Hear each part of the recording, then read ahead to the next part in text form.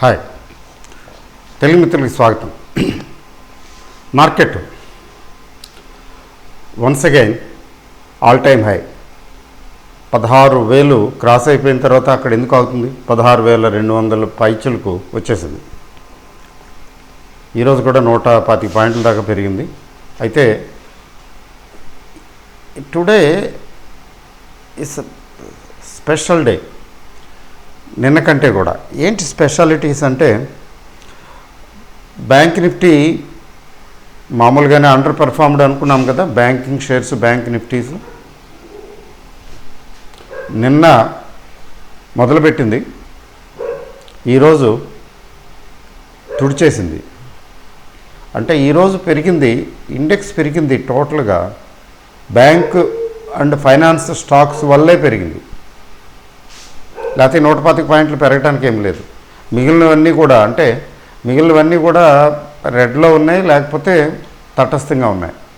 Banks, finance, HDFC highest, HDFC bank, HDFC ట్విన్స్లో HDFC అయితే 4% పైన, 2.5% రేంజ్లో హెచ్డిఎఫ్సి బ్యాంకు. మరి మిగిలినవి ఎలాగో ఉన్నాయి కదా. ఎస్బీఐ ఒకటి బాగా పెరిగింది. SBI results they are wonderful. SBI has given wonderful results, more than what market expected. ఎట్లా అంటే 55% net profit up quarter on quarter. Previous year quarter ఈ క్వార్టర్తో పోలిసి చూస్తే 50% rise. It is really surprising the market. దాంతో ఎస్బీఐకి వచ్చి కొంచెం బాగా ఆల్రెడీ కొంచెం నిన్న కూడా కొంచెం గట్టిగానే పెరిగింది. అంటే in expectation that it would be a good result. It is likely to be a good result. చాలా కాలం రేంజ్ బౌండ్గా వచ్చింది కదా, కొట్టేసింది. ఈరోజు వాష్డ్ అవుట్. నిన్న ఈరోజు తీసుకున్నట్లయితే ఎస్బీఐ దగ్గర 20-30 పాయింట్ల పైనే పెరిగింది. 20 పాయింట్ల పైనే పెరిగింది. ఈరోజు 3%, 2.5% ఆ రేంజ్లో 4% పైకే వెళ్ళింది. ఆల్మోస్ట్ 5% దాకా వెళ్ళింది. కొంచెం ప్రాఫిట్ బుకింగ్ వచ్చింది. ప్రాఫిట్ బుకింగే వచ్చింది, సెల్లింగ్ రాలా ఎస్బీఐలో. ఆ విషయం గమనించాలి. అంటే still it is bullish. One has to be very careful. Short selling in SBI is not advisable. అసలు నన్ను అడిగితే బ్యాంక్ నిఫ్టీ కానీ బ్యాంక్ స్టాక్స్లో కానీ షార్ట్ సెల్లింగ్ ప్రస్తుతం అవాయిడ్ చేయడమే మంచిది. తర్వాత హెచ్డిఎఫ్సి బ్యాంక్లానే ఐసిఐసిఐ బ్యాంక్ హెచ్డిఎఫ్సి బ్యాంక్ అంటే ఎక్కువ పెరిగింది, 3% ప్లస్. కోటక్ బ్యాంకు చాలా కాలం నీరసంగా ఉంది కదా, చాలా రోజుల నుంచి. కోటక్ బ్యాంక్ పెరిగింది, ఐసిఐసిఐ పెరిగింది, హెచ్డిఎఫ్సి ఎలాగో పెరిగింది, హెచ్డిఎఫ్సి బ్యాంక్ పెరిగింది, ఎస్బీఐ పెరిగింది. ఇంకేముంది, యాక్సిస్, ఇవన్నీ కొంచెం సహజం కదా, దే ఫాలో. సో బ్యాంక్ నిఫ్టీని అమాంతం పైకి లేపేసారు. 36,000 క్రాస్ అయిపోయింది. ఆల్ టైమ్ హై 37,000 ప్లస్ ఉంది కదా. అది ఎంత అంటే ఒక 1000 పాయింట్ల దూరంలో ఉంది, 1,000-1,200 పాయింట్ల దూరంలో. నెక్స్ట్ 355, 36, 350 రేంజ్ ఒకటి. ఈరోజు ఆల్మోస్ట్ 250 రేంజ్కి వచ్చింది, అంటే ఫ్యూచర్స్లో వచ్చింది. సో మరి ఇంకోటి ఏంటంటే 36,500 వరకు మాత్రం కొంచెం క్లియర్గా ఘనంగానే కనబడుతున్నది. ఎందుకంటే ఎంఏసిడి ఇండికేటర్స్ తీసుకుంటే ఎంఏసిడి 0 లెవెల్ నుంచి ఇట్ స్టార్టెడ్ లుకింగ్ అప్. 0 లెవెల్లో అరౌండ్ 0 లెవెల్లో చాలా కాలం ఉంది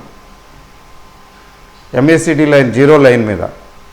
ఆ 0 లైన్ మీద చాలా కాలం ఉంటూ ఒక్కసారి కొంచెం ట్రిగ్గర్డ్. నిన్న ఈరోజు ఇన్ పర్టికులర్, అంతకుముందు కూడా కొంచెం వచ్చి ఇంచింగ్ అప్ అనుకోండి. సో అది దాని ఇండికేషన్, ఎంఏసిడి ఇండికేషన్ ప్రకారం అయితే మాత్రం గట్టిగా ఇంకా బుల్లిషే, స్టిల్ బుల్లిష్. అంటే much steam is still left అని, అయిపోలేదు ఇంకా అని. సో దానివల్ల ఏంటంటే బ్యాంక్ షేర్స్ ఇంకా పెరగచ్చు కూడా, రికవరీ మోడ్లోకి రావచ్చు.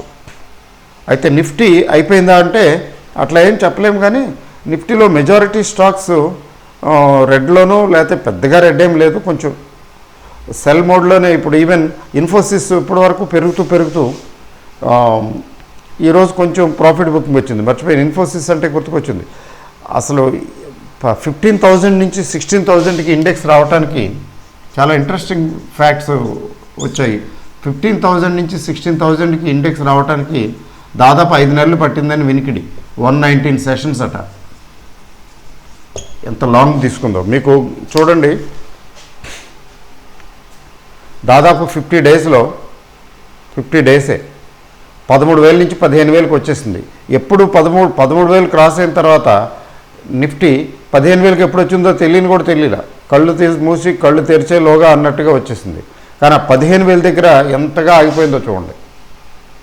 ఇది 5 నెలలు పట్టింది. అక్కడే 15,000 నుంచి 16,000కి రావడానికి ఎక్కువ టైం పట్టింది. కాబట్టి 16,000 దగ్గర ఆగలేదు. అక్కడ ఆగలేదు కదా, ముందుకెళ్ళింది. సజావుగా వెళితే అది వేరే సంగతి. అలా కాకుండా ఉండి ఉండి ఉండి ఉండి ఉండి వెళ్తే ఆకలి వేసి వేసి వేసి ఉన్నప్పుడు తినే పద్ధతి ఎలా, ఆకలి ఎలా తింటాం? ఆకలి వేసి వేసి ఉన్నప్పుడు ఇంకా చాలా గట్టిగా తింటాం, కొంచెం కరువుగా కూడా తింటాం. ఆ మాట చెప్పాలంటే ప్రతిదీ రుచిగా కనిపిస్తుంది. అట్లానే ఉండి ఉండి ఉండి వచ్చింది కదా 16,000కి. అందుకని 16,000 దగ్గర ఆగలేదు. అసలు నిన్నే 16,000 క్రాస్ అయిన తర్వాత ఆగలేదు కదా. రావటమే ఒక 100 పాయింట్లు పైగా రికార్డ్ చేసింది. ఈరోజు ఇంకో 100 పాయింట్లు రికార్డ్ చేసింది. ఇంకా ఎంత చేస్తుందంటే అంత క్లియర్గా చెప్పలేము, కానీ బుల్లిషే. It is bullish. Unless it turns bearish, it is bullish. Short term bullishness గురించి మాట్లాడుతున్నాను. లాంగ్ టర్మ్ బుల్లిష్నెస్ ఎలాగో ఉంది. We're in the bull market, we continue to be in the bull market. అది లాస్ట్ నవంబర్ నుంచి clarity వచ్చేసింది. Last year November నుంచి bull రన్లోకి enter అయిపోయాం, బుల్ జోన్లోకి. అప్పటి నుంచి ఇప్పటి వరకు చూడండి, మీకు డేటా తీసి చూడండి. Small cap, mid cap outperformed. Nifty మీకు 16,000 కనబడుతున్నది. It is nothing. నిఫ్టీ అంటే మర్చిపోయాను, నిఫ్టీ గుర్తుకొచ్చింది. ఈ నిఫ్టీ అండి మనకి వరల్డ్లో 107% ఎంతో పెరిగింది. ఇది పాండమిక్ దగ్గర నుంచి. Nifty best performer is Nifty in the world.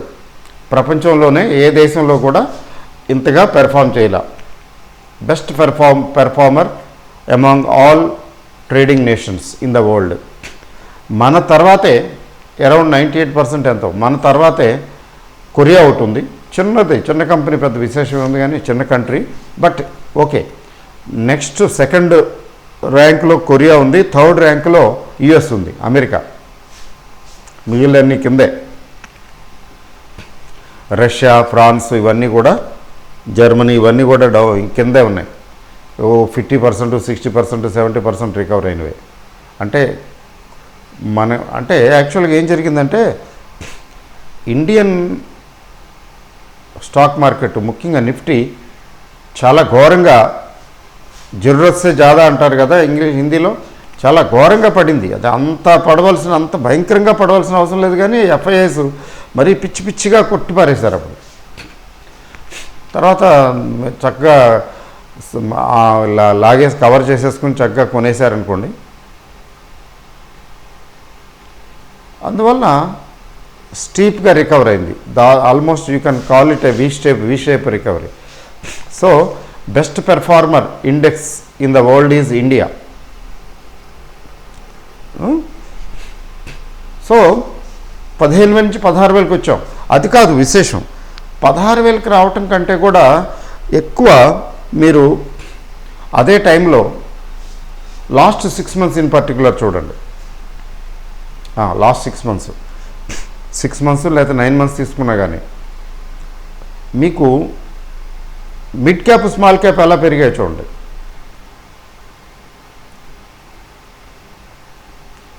Last 9 months తీసుకోండి, 6 months కాదు.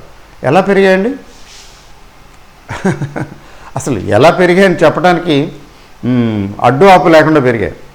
వన్ ఆఫ్ ది రీజన్స్, ఇప్పటికీ నేనేమనుకుంటున్నానంటే ముఖ్యంగా స్మాల్ క్యాప్ గట్టిగా పెరిగింది. వీళ్ళు ఆ మధ్యన సెబీ వారు ఒక సర్క్యులర్ ఇష్యూ చేశారు కదా, మీరు మల్టీ క్యాప్ అంటున్నారు, మీరు మల్టీ క్యాప్ అని చెప్పి small cap, mid cap, large cap 3 ఉండాలి కదా. అందులో మీ ఇష్టం వచ్చింది, మీ ఇష్టం వచ్చిన క్యాప్లో స్టాక్స్ మీ ఇష్టం వచ్చిన పర్సంటేజ్లో పెడుతున్నారు. మినిమం ఇంత పర్సంటేజ్ ప్రతి తాలూకు కాంట్రిబ్యూషన్ ఉండాలి. మినిమం ఐ థింక్ 20 or 25% చెప్పారు మినిమం. అంటే స్మాల్ క్యాప్ అంటే మల్టీ క్యాప్ అన్నారంటే మినిమం 20% స్మాల్ క్యాప్ ఉండాలి, మినిమం 20% మిడ్ క్యాప్ ఉండాలి, మినిమం 20% లార్జ్ క్యాప్ ఉండాలి, మిగతాది మీ ఇష్టం. అట్లా మినిమం 20 or 25% స్పెసిఫై చేశారు. అప్పుడు ఏం జరిగిందంటే అప్పట్లో 2018 తర్వాత small caps and mid caps, particularly small caps, they suffered severe set back, భయంకరంగా అమ్మేశారు. అప్పుడు సర్క్యులర్ ఏంటంటే మీరు అదే పనిగా స్మాల్ క్యాప్స్లోనే పెట్టేస్తున్నారు, ఇట్లా కాదు, మీ స్మాల్ క్యాప్ అంటే డెఫినేషన్ ఇది, మార్కెట్ క్యాప్ ప్రకారం దీన్ని స్మాల్ క్యాప్ అంటాం, దీన్ని మిడ్ క్యాప్ అంటాం, దీన్ని లార్జ్ క్యాప్ అంటాం. మరి మీరు స్మాల్ క్యాప్ పేరు చెప్పి ఏవేవో పెట్టేస్తున్నారు, మిడ్ క్యాప్ పేరు చెప్పి ఏవేవో పెట్టేస్తున్నారు, మీ ఇష్టం వచ్చినట్టు పెట్టకండి. మిడ్ క్యాప్ అంటే ఇది డెఫినేషను, మార్కెట్ క్యాపిటలైజేషన్ ఇంత ఉండాలి. అట్లా ఎప్పుడైతే మార్కెట్ క్యాపిటలైజేషన్ ద్వారా డిఫైన్ చేసిందో సెబీ, వీళ్ళు చాలా అప్పుడు ఏంటంటే స్మాల్ క్యాప్ భూమే 2017 నుంచి 18 కాదు 2016 మిడ్ నుంచి, అంటే డిమానిటైజేషన్ తర్వాత మీకు 1.5 years 2018 January వరకు ఏమొచ్చిందంటే అక్కడ భూమి వచ్చింది, మీ స్మాల్ క్యాప్లో భూమి వచ్చింది. అప్పుడు సెబీ ఏమంది, మీరు మీ ఇష్టం వచ్చినట్టు కాదు, స్మాల్ క్యాప్ అంటే ఇది డెఫినేషను, మిడ్ క్యాప్ అంటే ఇది డెఫినేషన్ అంది. వీళ్ళకి చాలా వరకు స్మాల్ క్యాప్స్ తీసేయాల్సి వచ్చింది. స్మాల్ క్యాప్స్ తీయవలసి వచ్చేటప్పటికి నాలుగు ఖర్చుకున్నట్టు ఏదో అంటారు కదా, భయంకరంగా అమ్మవలసి వచ్చింది. వాటిని అమ్మి లార్జ్ క్యాప్, మిడ్ క్యాపుల ద్వారా, ఎక్కువ లార్జ్ క్యాప్ ద్వారా రీప్లేస్ చేయవలసి వచ్చింది. ఆ స్టేజ్లో ఏమైందంటే ఇండెక్స్ బాగానే నిలబడింది, 10,000 11,000 అట్లా నిలబడింది. కానీ 2018 తర్వాత భయంకరంగా 2018 నుంచి 2019 సంవత్సర కాలం పాటు, సంవత్సరంన్నర వరకు small caps suffered like anything. 2019 mid వరకు. ఎందుకని వాళ్ళు అలా అమ్ముకుంటూ రీస్ట్రక్చరింగ్ చేయాలి కదా. వాళ్ళు అక్కడ రీస్ట్రక్చరింగ్ చేయవలసి వచ్చి, చూడండి size of the Indian institution, mutual funds institutions తాలూకు ఎంత సైజు, వాళ్ళ ఎంత ఇన్వెస్ట్మెంట్ సైజు ఎంత పెద్దదో ఉందో చూడండి. అంటే వాళ్ళు ఏదైనా కొంటే వాళ్ళకి సమగ్రంగా అందరూ యూనిఫామ్గా ఏదైనా కొనవలసి వస్తే, ఏదైనా పర్టికులర్ లెవెల్ కొనవలసి వస్తే, mid Capo, small Capo, large Capo ఏదైనా అమ్మవలసి వస్తే దాని ఇంపాక్ట్ ఎలా ఉంటుందో మీరు చూడండి. 2018 మరి అమ్ముకున్న రీస్ట్రక్చరింగ్ చేసిన దాని ఇంపాక్ట్ వాళ్ళు అమ్ముతుంటే మిగతా వాళ్ళు కూడా అమ్ముతారు కదా, అట్లా అనమాట. ఓవరాల్గా సాగింగ్ 2019 మధ్య నుంచి, మిడ్ నుంచి కంపెనీల పెర్ఫార్మెన్స్ ఉంటుంది కదా, దాని బేసిస్ మీద ఎలాగో రికవర్ అవుతాయి అయ్యే కంపెనీలు. అలా మంచి కంపెనీలు మాత్రమే రికవర్ అయినాయి, మిగిలినవి పాపం పడుకొని ఉన్నాయి. ఆ తర్వాత 2020 చెప్పాల్సిందే ఉంది, డమాల్ మంది కదా 2020 అన్నీ పడిపోయినాయి. కొద్దిగా ఏదో రికవర్ అవుతున్నాయి స్మాల్ క్యాప్స్ అంటే ఫినిష్ అయిపోయినప్పటికి. అప్పుడేమైంది, మళ్ళీ 2020లో అంతా అరాచకమే, ఘోరమే. మళ్ళీ అక్కడి నుంచి మార్కెట్ కొద్దిగా రికవర్ అవుతూ ఉంది, స్మాల్ క్యాప్స్ కూడా రికవర్ అయినాయి. గొప్ప విశేషం ఏం కాదు, బాగా రికవర్ అయింది అని కాదు. అన్నిటితో పాటు స్మాల్ క్యాప్స్ రికవర్ అయినాయి. న్యాచురల్గానే స్మాల్ క్యాప్స్ బాగా పడిపోతాయి కాబట్టి కొంచెం స్పీడ్గా ఎక్కువగా రికవర్ అవుతాయి, సహజం కదా. అది జూన్ వరకు కాదండి, జూన్ తర్వాత, జూలై నుంచి 2020 జూలై నుంచి మీరు చెక్ చేసుకోండి. సో ఆ స్టేజ్లో సెబీ మళ్ళీ ఏం చేసింది, అబ్బాయి మీరు మల్టీ క్యాప్ అంటే మల్టీ క్యాప్లో ఈ పర్సంటేజ్ ప్రతి క్యాప్కి, మిడ్, స్మాల్ అండ్ లార్జ్ క్యాప్కి ఇంత పర్సంటేజ్ ఫిక్స్గా ఉండాల్సిందే. అది మిడ్ క్యాప్ అంటే ఏంటో డిఫైన్ చేసాం ఆల్రెడీ, స్మాల్ క్యాప్ అంటే డిఫైన్ చేసాం, దాని ప్రకారం ఉండాల్సిందంటే మళ్ళీ ఇంకొకసారి ఈ స్మాల్ క్యాప్స్ తీసేసి మిడ్ క్యాప్ ముఖ్యంగా లార్జ్ క్యాప్ తోటి ఫిల్ చేశారు కదా, ఎక్కువ ఫిల్ చేశారు. మల్టీ క్యాప్ అనే పేరుకి మల్టీ క్యాప్ ఫండ్ అని చెప్పారు, కానీ స్మాల్ క్యాప్ పోర్షన్ చాలా తక్కువ ఉంది. అయితే సెబీ టైం ఇస్తుంది కదా, ఇచ్చింది.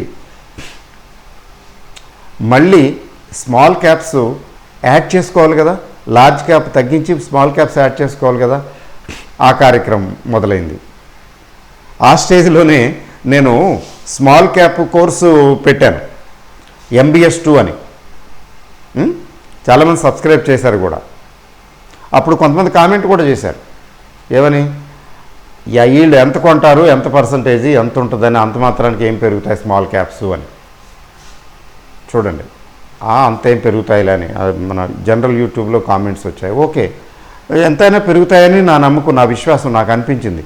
ఎందుకంటే వీళ్ళు కొనటం మొదలు పెడితే లేదా అమ్మటం మొదలు పెడితే ఆ పర్టికులర్ సెక్టరు లేదా పర్టికులర్ క్యాపు అందులో సమిష్టిగా అందరూ చేయవలసి వస్తుంది కదా. ఆల్మోస్ట్ ICICI, HDFC వీళ్ళందరికీ కూడా ఉందన్నమాట డెఫిసిట్. వస్తుంది ఖచ్చితంగా, స్మాల్ క్యాప్లో భూమి వస్తుందని నేను నమ్మాను. బై గాడ్స్ గ్రేస్, అంతకనేం లేదు. సో ఎంతమంది సబ్స్క్రైబ్ చేశారు, మరీ ఎక్కువ సబ్స్క్రైబ్ చేయలేదు అనుకోండి, ఏదో కొద్దిగా కొంతమంది చేశారు. అవి నేను ఇక్కడ బోర్డు మీద కన్స్ట్రైంట్ ఏంటంటే, నేను బోర్డు మీద రాసి అవన్నీ చెప్పలేను. చెప్పకూడదు అని కాదు, కానీ చెప్పలేదు. 80% stocks, 70 to 80%, at least 60 to 70% stocks దగ్గర డబుల్ అయినాయి. మోర్ దెన్ 50% అయినాయి అనుకోండి. ఇప్పుడు నేను అట్లా బోర్డు మీద రాసి ప్రూవ్ చేయక్కర్లేదు. కొనుక్కున్న వాళ్ళు ఎవరైతే సబ్స్క్రైబ్ చేశారో, ఎవరైతే ఆ వీడియోలు చూసారో వాళ్ళకి తెలుసు నేను చెప్పేదే ఉంది. 80%, 80 ఏంటి, ఆల్మోస్ట్ 100% అన్నీ కూడా గ్రీనే. వాటిలో మోర్ దెన్ 50% కొన్ని డబుల్ అయినవి, 50%, 60%, 80%కి వచ్చినవి ఉన్నాయి చాలా. లీస్ట్ 40%. ఎందుకని? అది నా గొప్పతనం ఏం కాదు, మార్కెట్ కల్పించిన అవకాశం. ఆ అవకాశాన్ని మనం వినియోగించుకున్నాం అంతే. అదే MBS కోర్సు, MBS అని ఫస్ట్ స్మాల్ క్యాప్ పెట్టినప్పుడు 2018 కదా, వాళ్ళు స్మాల్ క్యాప్స్ అమ్మే టైం అది. స్లోగా వెళ్ళినప్పటికి కూడాను లాస్లోకి వెళ్ళిపోయినాయి MBS స్కీమ్లో స్టాక్స్. చాలా కాలం, సంవత్సరంన్నర కాలం దే డిడ్ నాట్ పెర్ఫామ్. ఏవో కొన్ని ఒక 20% to 30% పెర్ఫామ్ చేసినాయి. మిగతా 80% డుమా, అంటే రెడ్లో ఉన్నాయి. డుమా అంటే ఒకటి కూడా జీరో అవ్వలేదు లక్కీగా. ఈవెన్ పోకర్నా అట్లాంటిది కూడా 100 చిల్లరకు వచ్చింది, 90-100కి. మరి వాళ్ళది 400 పైన. అయితే ఆ MBS స్కీమ్ కూడా ఆ తర్వాత, అంటే నిఫ్టీ కరోనా తర్వాత జూన్ తర్వాత అవి కూడా పికప్ అవటం మొదలయ్యి, అవి ఎలా పికప్ అవటం మొదలుపెట్టాయంటే ఇంకా చాలా భయంకరంగా అవుట్ పెర్ఫార్మింగ్. అందుకే కనీసం 5 to 8 years హోల్డ్ చేయాలని చెప్తారు. స్మాల్ క్యాప్ అయితే ఖచ్చితంగా చేయాల్సిందే. కొంతమంది జోకులు వేశారు, 5 to 7 అన్నారు, 7 to 11 years అంటున్నారు. ఇంకా ఎక్కువ ఉంటే ఇంకా మంచిది కదా. But they performed very well in 3 years itself. అంటే ఈ పాండమిక్ వచ్చిన దానివల్ల అని చెప్పాలి. నా గొప్పతనం ఏం కాదు. అక్కడ కూడా నేను క్లెయిమ్ చేయడానికి ఏం లేదు. ఫండమెంటల్స్ ఏవో చూసుకున్నాం, ఏదో కొనుక్కోవాలనుకున్నాం, కొనుక్కుంటే బాగుంటుంది అనుకున్నాం, అంతే తప్ప ఇది రికమెండేటరీ కాదు కదా, ఎడ్యుకేషన్ కోర్స్ కదా, రికమెండేషన్స్ కాదు కదా. కొనుక్కున్న వాళ్ళు కావాల్సిన నచ్చిన వాళ్ళు కొనుక్కున్నారు, లేనివాళ్ళు లేరు, తర్వాత కొనుక్కున్నారు. కొంతమంది అయితే అందులో వెల్త్ క్రియేషన్ టిప్స్ యాప్ ఉంది కదా, ఈ వెల్త్ క్రియేషన్ టిప్స్ యాప్కి వెళ్ళి కొనుక్కున్నారు. అందులో ఉంది కదా ఆ కోర్సు. ముఖ్యంగా పాండమిక్ వచ్చిన తర్వాత కొనుక్కున్న వాళ్ళు ఎవరైతే ఉన్నారో, బాప్రే ఏం చెప్పను, మోర్ దెన్ డబుల్ అయింది వాళ్ళది. నిన్న ఒక ఆయన చెప్తున్నాడు కదా, డబుల్ అయిందండి ఏం చేయాలి అంటే, నిన్న 6.5 లక్షలకి బుక్ చేశాడట ప్రాఫిట్. 20 లక్షలు 25 లక్షలు చిల్లర ఇన్వెస్ట్ చేస్తే 20 లక్షలు 20 లక్షల చిల్లర ప్రాఫిట్ కనబడితే కొంత బుక్ చేయమన్నాను, బుక్ చేశాడట. అంటే అవి కూడా పెర్ఫామ్ చేసినాయి, ఫైనల్గా పెర్ఫామ్ చేసినాయి. అవి ఎప్పుడు? పాండమిక్ తర్వాత. కానీ ఇవి ఇమీడియట్గా పెర్ఫామ్ చేసినాయి కదా MBS 2లోవి. MMBS అంతకుముందు చెప్పక్కర్లేదు, దాని గురించి ఇప్పుడు టైము ఎందుకు. కానీ MMBS అని ఒకటి ఉంది మిడ్ క్యాప్ది, అది సబ్స్క్రైబ్ చేసిన వాళ్ళు ఎవరైనా ఈ వీడియో చూస్తుంటే వాళ్ళకి తెలుసు. ఇప్పుడు దాని గురించి నేను చెప్పక్కర్లేదు అనుకోండి. సరే, ఇప్పుడు అది ఏదో మన బడాయి మనం చెప్పుకున్నట్లుగా ఉంటుంది, అది that is not necessary. Human nature ఏంటంటే కొంచెం టెంప్ట్ అవుతాడు, ఉండలేడు కదా, షేర్ చేసుకుంటాడు. సో మార్కెట్స్ అంతే, మార్కెట్స్ని అర్థం చేసుకోవటం చాలా కష్టం. ఒక్కొక్కసారి లక్కీగా అర్థమవుతుంది, అంతే. లక్కీగా అర్థమైంది. MBS 2 విషయంలోనూ అదే, MBS 2 విషయంలో అదే జరిగింది. అందుకని మా మిడ్ క్యాప్ స్మాల్ క్యాప్స్ పెరిగాయి. ఇది ఇంత వ్యాఖ్యానం ఎందుకు చేశానంటే చూడండి, ఈరోజు చూడండి, ఇది mid and small caps on sale, ఇది థీమ్ డిస్కషన్. నిన్న చూశాను నేను, నా పోర్ట్ఫోలియో, నా దగ్గర స్మాల్ క్యాప్స్ మిడ్ క్యాప్స్ ఎక్కువ ఉంటాయి, స్మాల్ క్యాప్స్ మరీ ఎక్కువ ఉంటాయి. ఎందుకంటే 2 కోర్సులు కండక్ట్ చేశాను కదా, మరి MBS అని MBS 2 అని, మరి నా దగ్గర ఉంటాయి కదా. నేను కూడా శాంపుల్ టెస్టింగ్కి ల్యాబ్ టెస్ట్ లాగా పెట్టుకుంటాను కదా అవన్నీ నేను అబ్జర్వేషన్లో. మరి నిన్న పెద్దగా ఏం పెరగలేదేంటి, 16,000 దాటింది అనుకున్నాను. సరే, నిన్నేదో కొద్దిగా తీసారే, కొద్దిగా చిన్న కొద్దిగా అమ్మాను, పెద్దగా అమ్మలేదు. ఈరోజు అమ్ముదామని ఓపెన్ చేస్తే ఓపెనింగ్లు బాగున్నాయి, తర్వాత చూస్తే అన్ని రెడ్లే. ఇదేంటిది, మార్కెట్ స్కై రాకెటింగ్ బ్రహ్మాండంగా పెరిగిపోతున్నది. ముఖ్యంగా బ్యాంక్ షేర్స్, బ్యాంక్ నిఫ్టీ పెరిగిపోతున్నది. ఇవేమీ పలకటం లేదు, ఏమీ పలకలేదు. నాకు ఒక మా గ్రూప్ మెంబర్ మిత్రులు ఒక ఆయన హైదరాబాద్ నుంచి ఫోన్ కూడా చేశాడు. ఏంటి సార్ తీసేద్దాం అమ్ముదాం అనుకుంటే, ఆయనకి పెద్ద పోర్ట్ఫోలియో ఉంది, ఒక 50 లక్షల పైన ఉంటుంది. ఈరోజు కూడా కొంచెం ఏదో అమ్ముదాం, ప్రాఫిట్ బుక్ చేద్దాం, తీసేద్దాం అనుకుంటే ఏంటండి అన్ని రెడ్లో ఉన్నాయని కాసేపు నవ్వుకున్నాం అంతే. అంటే మనకంటే మార్కెట్లో ఉన్నవాళ్ళు, మన ఛానల్ మనమే కాదు, మార్కెట్ ప్లేయర్స్, మార్కెట్లో ఉన్నవాళ్ళు మనకంటే ఎక్కువ స్మార్ట్ అనమాట. ఫటాఫట్ నిన్న నుంచి అమ్మటం మొదలు పెట్టారనమాట మిడ్ క్యాప్ స్మాల్ క్యాప్స్. అది ఈ రోజుకి క్లియర్గా కనబడుతుంది. మీరు చూడండి, మీ పోర్ట్ఫోలియోలో కూడా కనిపించుంటుంది. నాకు చాలా రోజుల తర్వాత రెడ్లో కనిపించింది నా పోర్ట్ఫోలియో. ఈ 2 days ఏ రోజుకి ఆ రోజు గెయిన్ లాస్ చూపిస్తారు కదా, ఏంటి లాస్ చూపిస్తున్నది ఏంటి, ఈరోజు ఏం పెరగలేదు ఏమీను అని తీరా ఓపెన్ చేసి చూస్తే అన్నీ రెడ్లో ఉన్నాయి. ఒకటి 2% డౌను, ఒకటి 3% డౌను, ఒకటి 4% డౌను, ఒక్కొక్కటి. మరి 0.5%, 0.5% కాదు, 3%, 4%, 5% డౌన్లు. ఓకే, అంటే ఈ కౌంటర్లో, అంటే మెజారిటీ కౌంటర్స్లో సెల్లింగ్ అంటే ప్రాఫిట్ బుకింగ్ వచ్చిందనమాట అని అర్థం. అంటే this is time to book profits in small cap and mid caps. మొత్తంగా అమ్ముకోవాల్సిన అవసరం లేదు, కానీ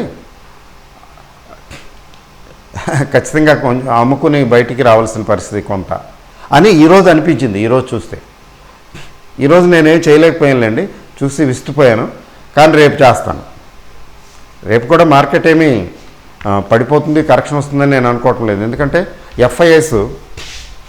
ఎఫ్ఐఐస్ అయితే నిన్న ఈరోజు ఎస్టర్డే టుడే 2,216 కోట్లు, 2,800 ప్లస్ ఎంతో, ఈరోజు 2,828 కోట్లు కొన్నారు. అంటే తీసుకుంటే 5,000 కోట్లు ఉంది దగ్గర 2 రోజుల్లో. అంతకుముందేమో ఎరగబడి అమ్మేశారు. ఒక రోజు అయితే 3,800 కోట్లకి అమ్మారు. Now they are at the receiving end. మన వాళ్ళు అమ్మింది ఏం లేదు, మన వాళ్ళు డిఏఎస్ అమ్మింది అంతా కలిపి 2 రోజులు 600 కోట్ల కంటే ఎక్కువ అమ్మలు. అంటే ఏంటి, తొందర ఏం లేదు, కంగారు లేదు, అమ్మాల్సిన పని లేదనేమో. అంటే ఎవరు అమ్మారు మరి మధ్యలో ఇంత కొన్నారంటే, అదర్ దాన్ డిఏఎస్, హెచ్ఎన్ఐస్ అయి ఉండాలి మెయిన్గా. హై నెట్వర్త్ ఇన్వెస్టర్స్ వాళ్ళు అమ్మటం మొదలు పెడితే గట్టిగా అమ్మేస్తారు. ఎక్కడో ఎవరో ఒక ఆయన ఎనలిస్ట్ అంటున్నాడు, ఇప్పుడు ఈ మిడ్ క్యాప్ స్మాల్ క్యాప్లో చూడకపోతే కొంచెం కరెక్షన్, కొంచెం ప్రాఫిట్ బుకింగ్ వచ్చేసేలా ఉంది, కొంచెం పీక్ వచ్చేసినట్టున్నాయి. ఈరోజు ఆల్ టైమ్ హై అంట ఓపెనింగ్, తర్వాత ఫినిష్ వచ్చేటట్టున్నాయి. Now money may be diverted to real estate అని. Yes, that happens. పీక్ టైంలో పీక్కి వెళ్ళనిచ్చి అమ్మేసి పెద్ద పెద్ద లాట్లు మీలాగా నాలాగా చిన్న చిన్న వాళ్ళు కాదు కదా, వాళ్ళు చాలా పెద్దవాళ్ళు, కోట్లలో ఉంటాయి, క్రోర్స్, 1000 crores 100 crores 10,000 crores అట్లా. ఆ బిగ్ మనీ తీసేసి అమ్మేసి డైవర్ట్ చేసి నెక్స్ట్ బెస్ట్ యాసెట్ క్లాస్ ఏంటి? రియల్ ఎస్టేట్ కదా. గోల్డ్ అంత మా పసలేదు, ఎందుకంటే గోల్డ్ చాలా పెరిగిపోయింది కదా. Next best asset class real estate. అది మెల్లిమెల్లిగా ఒక్కసారిగా కాదు, అట్లా అట్లా అట్లా అట్లా అంచెలంచెలుగా తీసేసి రియల్ ఎస్టేట్కి మరలిస్తారు. ఆ తర్వాత మార్కెట్లు మనకు తెలియని కూడా తెలియదు, కొద్దిగా నీరస మండలాల్లోకి కొద్ది కుంచుకుని కొద్ది లోపలికి పోతూ ఉంటాయి. కరెక్షన్, ఎందుకంటే big money has gone, liquidity తగ్గుతుంది న్యాచురల్గానే, చాలా గట్టిగా తీసేస్తారు. పెట్టేటప్పుడు గట్టిగా పెట్టేస్తారు, ఉంచి గట్టిగా తీసేస్తారు. మీరు నేను అమ్మటం వల్ల కొనటం వల్ల ఎఫెక్ట్ అవుతుంది మార్కెట్. పెద్ద హెచ్ఎన్ఐస్, పెద్ద ప్లేయర్స్ చేసే దానివల్ల ఇన్ఫ్లుయెన్స్ అవుతుంది మార్కెట్. అది అందువల్ల ఏంటంటే markets are okay, but what about you and me? These are on sale, we have to be alert. చూడండి జాగ్రత్తగా. ఇంకా ప్రత్యేకించి ఎస్బీఐ గురించి చెప్పాను కదా, ఎస్బీఐ బ్రహ్మాండమైన రిజల్ట్ ఇచ్చింది. తర్వాత ఇంకోటి చెప్పాలి, ఈరోజు చాలా విషయాలు వచ్చాయి. ఎయిర్టెల్ కన్సాలిడేటెడ్ ప్రాఫిట్ వచ్చిందండి ఫస్ట్ టైం, ఫ్యూ క్రోర్స్. అది దాన్ని నథింగ్ అనుకోండి, పీనట్స్. 200 crores 300 crores అంతా ఎప్పుడు లాసులు చూపించడమేగా. అంటే ఇది నేను ఎప్పటి నుంచో అనుకుంటున్నాను, మీ వీడియోలో కూడా అక్కడక్కడ మధ్యలో చెప్పినట్టున్నాను. 400 450 460 టైంలో అదొకటిను, ఇంకోటి ఏం కంపేర్ చేశాను, యూపీఎల్ ఒకటి. ఈ రెండింటిని కంపేర్ చేసి చూసుకోండి, జాగ్రత్తగా ఉంటాయని. ఎప్పుడో సంవత్సరం దాటిపోయినట్టుంది, నాకు గుర్తులేదు. అప్పుడంతా 400 చిల్లర ఉండదు, 460 అట్లా. ఇప్పుడు 600కి దగ్గరగా ఉంది. దిస్ ఎయిర్టెల్, దీన్ని స్క్రిప్ట్ వాచ్ చెప్పాలంటే ఎయిర్టెల్, ఈవెన్ ఎస్బీఐ కాదు, స్క్రిప్ట్ వాచ్ అంటే ఏమండి మరి మార్కెట్లో అంతా మరి పీక్ వచ్చేసింది, మరి ఇప్పుడు ఏమన్నా ఈ టైంలో ఏంటి కొనటానికి పనికొస్తాయంటే, బస్సు ఎక్కేవాళ్ళు ఎక్కుతుంటారు, దిగేవాళ్ళు దిగుతుంటారు. లాస్ట్ స్టేజ్లో మాత్రం అందరూ దిగిపోతారు, టర్మినేషన్. ఈలోగా ఎక్కేవాళ్ళు ఎక్కుతుంటారు, దిగేవాళ్ళు దిగుతుంటారు కదా. మనం ఇది లాస్ట్ స్టేజ్. స్టాక్ మార్కెట్కి అయితే లాస్ట్ స్టేజ్ అనేది ఉండదు జనరల్గా. ఏదో టాప్ లెవెల్లో అక్కడి నుంచి ఆ తర్వాత పడిపోయింది అంటారు కదా. మళ్ళీ పడిపోయిన తర్వాత కూడా మళ్ళీ పికప్ అవుతుంది కదా. ఎయిర్టెల్ ఇప్పటివరకు ఏం పెర్ఫామ్ చేసిందండి? నిఫ్టీ 50లో ఏం పెర్ఫామ్ చేయలే. ది టైమ్ హ్యాస్ కమ్, దీన్ని వాచ్ చేయండి. బై ఆన్ డిప్స్ అంటే ఇమీడియట్గా కొనుక్కోమని నేను సజెస్ట్ చేయటం కదా, ఎవరిష్టం వాళ్ళది. It is a script to watch, by on dips. అలాగే యూపీఎల్కి చెప్పాను అప్పుడెప్పుడు ఆ మధ్యన. UPL has performed like anything. 800 రేంజ్కి వచ్చేయలేదు. అయితే దీనికన్నా అది ముందు వచ్చింది, కొంచెం ఎక్కువ టైం పట్టింది. ఇప్పుడు ఈ పెరగటం మొదలుపెట్టిన తర్వాత ఈ నిఫ్టీ 50 స్టాక్స్ అందవండి, పెరుగుతూనే ఉంటాయి. అయితే మార్కెట్ ఎలా ఉంటుంది అనేది కూడా important. But individual stocks behave individually severally. నిఫ్టీతో పాటుగా ఇన్ సింపతి వెళ్ళాలని లేదు కదా. So this is a script to watch more than anything else. Sun Pharma ఇంతకుముందు ఎప్పుడో చెప్పున్నాను, సన్ ఫార్మా ఈ వీటి గురించి. సన్ ఫార్మా చూడండి, it has come to 800 levels. అక్కడ ఎవరో ఆయన అడుగుతుంటే నేను అన్నాను, సన్ ఫార్మా తీసేయమంటారా ఏంటి, ఇప్పుడు కొద్దిగా పర్వాలేదు బాగుందంటే మళ్ళీ థర్డ్ వేవ్ అంటున్నారు. ఎందుకులేండి, సన్ ఫార్మా వరకు the time has come for Sun Pharma. కొంచెం ఇప్పుడు పెర్ఫామ్ చేయొచ్చు, పెద్ద లార్జ్ క్యాప్ కదా, టైం తీసుకుంది. ఇంకా 100-200 పాయింట్లు 200-300 పాయింట్లు గెయిన్ చేయొచ్చు, కొంచెం వెయిట్ చేయండి, టైం పట్టొచ్చు, కంగారేం లేదన్నట్టుగా చెప్పాను అనమాట. What I feel, personally feel అయ్యింది చెప్పటం. ఎయిర్టెల్ ఉంది నా దగ్గర, సన్ ఫార్మా ఉంది, పెద్ద క్వాంటిటీ లేవనుకోండి, అలా వదిలేసాను. లాసుల్లో ఉంటే ఒక్కోసారి ఏంటంటే తక్కువగా ఉంది, బాగా తగ్గింది ఏంటి అనుకున్నప్పుడు కొద్దిగా పికప్ చేయటం, కొనటం, అలా కొని పెట్టినవే. బికాజ్ నాకు ఎందుకనో అనిపించింది these will fair well one fine day అని. సో ప్రతి షేర్కి ఒక టైం వస్తుంది, కొన్ని పోతాయనుకోండి, మన చేతిలో ఏం లేదు, we cannot. So the thing is, ఇప్పుడు ఫైనల్గా కంక్లూషన్ ఏంటంటే బ్యాంక్ నిఫ్టీలో ఇంకా స్ట్రెంగ్త్ కనబడుతున్నది. అండర్ పెర్ఫార్మ్డ్ కాబట్టి దాని మీద పడ్డారు. షార్ట్ కవరింగు బయింగు రెండు కలిపి కొంచెం ఇంకా లేపచ్చు. అంటే ఏ 37,000 రేంజ్కి తీసుకెళ్ళొచ్చు. అంటే రేపని కాదు, అట్లా ఏం లేదు, ఒక రోజులో ఏం కాదు, మధ్యలో చిన్న చిన్న కరెక్షన్స్ వస్తూ తగ్గుతూ పెరుగుతూ సహజం కదా అది. నిఫ్టీ మాత్రం ఆల్మోస్ట్ పీకే. అంటే ఇంకా ఎంత పెరుగుతుందండి అంటారు, అది ఎవరికి తెలుసండి, మనం జోష్యం చెప్పలేం కదా, జ్యోతిష్కుడు కూడా చెప్పలేడండి. అట్లా అంటే వాళ్ళని తక్కువ చేసి మాట్లాడటం కాదు, అదేం కాదు. ఇది జ్యోతిష్యం చెప్పినట్టే ఇంకా ఎంత పెరుగుతుందండి. కొంతమంది ఏమో 16,500 వరకు ఉందంటున్నారు, కొంతమంది 16,600 అంటున్నారు, కొంతమంది 16,350 దగ్గర కొంచెం కరెక్షన్ వస్తుందండి అంటున్నారు. 16,350 అంటే 300 అంటే వచ్చేసింది కదా దాదాపు. అంటే రేపు కూడా పెరిగి తర్వాత కరెక్షన్ వస్తుందా, లేకపోతే రేపు తగ్గి తర్వాత పెరుగుతుందా, ఏదైనా స్ట్రాంగ్గానే ఉంది. ఇట్లా ఇది చెప్పచ్చు. ఏం చెప్పచ్చు, Nifty strong mainly because of bank Nifty, bank stocks. ఇప్పుడు బ్యాంక్ స్టాక్స్ ఇవాళ నిన్న చేశారు అనుకుందాం ఇవాళ, కానీ రేపు ఇంకో సెక్టర్ని తీసుకుంటే పెట్టకుండా వెళ్ళిపోతుంది. బాగా కొనేసినవి పెరిగిన వాటిని ఏం చేస్తారంటే అక్కడ ప్రాఫిట్ బుక్ చేసి కొత్త ఏరియాకి వెళ్ళి వేరే సెక్టర్కి వెళ్ళి అది కొంట మొదలు పెట్టేస్తారు. ఇవాళ టీసీఎస్, ఇన్ఫోసిస్ కొద్దిగా పెద్దగా ఏం లేదు, కొద్దిగా అమ్మారు, కొంచెం ప్రాఫిట్ బుకింగ్ చేశారు, అక్కడికి వెళ్ళిపోయారు, బ్యాంక్ స్టాక్స్ మీద పడిపోయారు, పటాపట్ కొనిపారేశారు. దాంతో బ్యాంక్ నిఫ్టీ పెరిగిపోయింది. దాంతో అగ్గికి ఆజ్యం పోసినట్టు ఎస్బీఐ రిజల్ట్ చాలా బాగుంది. ఎలాంటి టైంలో వచ్చిందో చూడండి ఎస్బీఐ రిజల్ట్, గ్రేట్. తర్వాత ఐపీఓస్ ఉన్నాయి, ఈ నెలంతా ఉన్నాయి ఐపీఓస్. తర్వాత ఈరోజు 1-2 స్టార్ట్ అయినట్టున్నాయి. మరి ఐపీఓస్ టైంలో న్యాచురల్గానే బయన్సీ ఉంటుంది, అది మీకు తెలిసిన విషయమే కదా. All these are the factors. అయితే డౌన్ ది లైన్ ఎక్కడి వరకు వెళ్తుంది అనేది మనం చూడలేము, ఎందుకంటే ఇప్పుడు మన హెడ్లైట్లు ఒక 10 మీటర్సే చూపిస్తున్నాయి లైటు. మన బండి ఇంకొంచెం ముందుకెళ్తే ఆ నెక్స్ట్ 10 మీటర్స్ కనబడుతుంది, ఇంకా ముందుకెళ్తే నెక్స్ట్ 10 మీటర్స్ కనబడుతుంది. ఇక్కడి నుంచి కూర్చుని మనం ఎందుకు జోస్యం చెప్పొద్దు, కానీ చెప్తే జోస్యం చెప్పినట్టే, అంతకని ఏం లేదు. కానీ బట్ ఐపీఓస్ వీళ్ళది పేటీఎం వాడు ఐపీఓ చాలా పెద్దది. ఇప్పటి వరకు ఉన్న ఐపీఓలు అన్నిటికంటే బిగ్గెస్ట్ అయి ఉండాలి అని అంటున్నారు, బిగ్గెస్ట్ కావచ్చు. మరి ఎల్ఐసి అయితే దీన్ని కూడా బీట్ చేసేస్తుంది. బట్ ఎల్ఐసికి ఎంత టైం తీసుకుంటారో నాకు తెలియదు, కానీ ఇయర్ ఎండ్ కల్లా ఎల్ఐసి వారు వచ్చేస్తారు.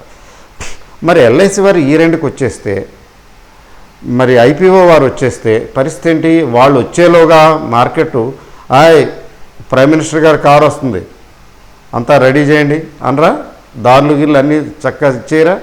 అలాగే విఐపి విజిట్ అంటే మొత్తం అంతా సెట్ చేసేస్తారు కదా.